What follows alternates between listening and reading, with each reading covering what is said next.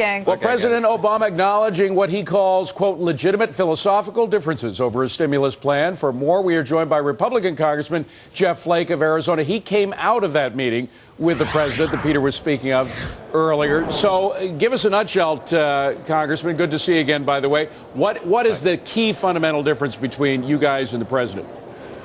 Well, I think we'd like to actually see something that would stimulate the economy a little more than what's been presented.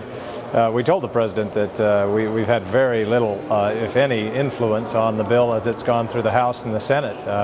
We simply haven't been involved in the negotiations at all. Well, now you're getting involved because he's coming to meet you specifically. He's now meeting with the Senate members. So let's look at that for what it is at the moment. You personally have filed some amendments to the stimulus bill that would preclude any spending on things that you would deem pork and things like casinos. I think you had in there no dog parks, no money for skate parks. I think that would be applauded by a lot of Americans worried about their tax dollars. But you say, very summarily, we'd like to see anything in there that stimulates the economy. I'm not sure that's really a fair assessment. A third of it is going to be tax cuts. What else is it that you would like to see in there? Well, the type of tax cuts that are there aren't necessarily as stimulative as the type of tax cuts we'd like to see.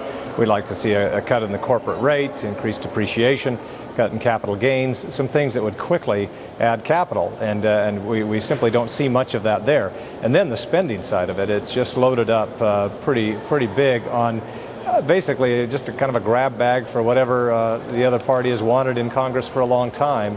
That really doesn't stimulate the economy and simply adds to programs that will continue in perpetuity, and that will have an impact on the deficit and certainly the debt later.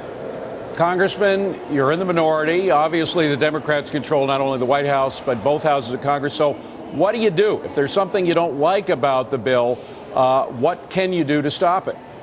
Well, we can file amendments. I think Republicans filed probably more than 100 amendments last night. They've yet to decide which ones will be offered on the floor.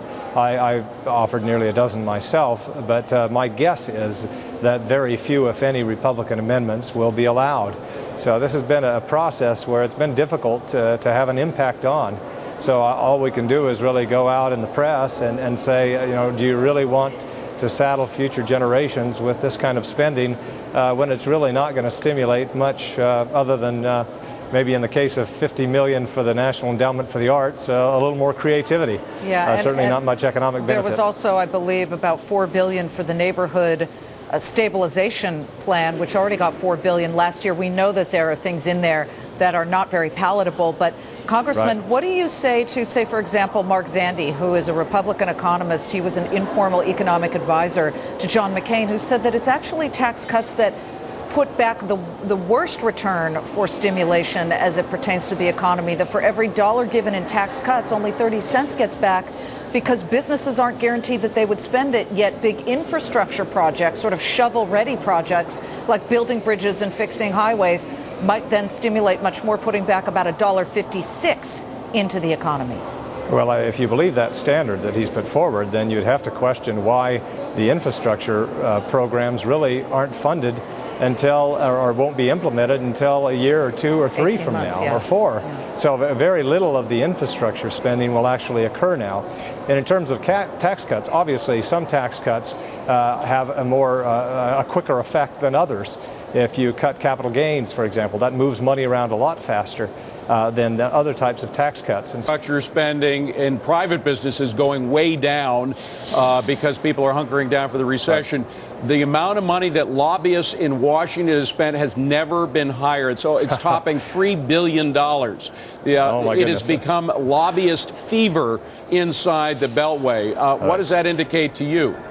Well, it indicates that this is the biggest shift of wealth from those who are less powerful to those who are more powerful that we've ever seen in Washington. Certainly, if you're well connected, even though this bill is free of congressional earmarks, there's a whole lot of pork in it that will be determined at the state and local level. And also by members of Congress who simply pick up the phone and dial the federal agencies and say, we want this money spent in this district or that. So, yeah, you're right, and that's a troubling trend. Representative Jeff Flake of Arizona, and you as an Arizona guy don't want to go outside. It's snowing right now. Peter Barnes was just throwing snowballs. I've got to walk across to vote right now, and I've got to go through it. So. Well, enjoy it. Good to see you, Thanks. Congressman. Thanks very much. Thank you.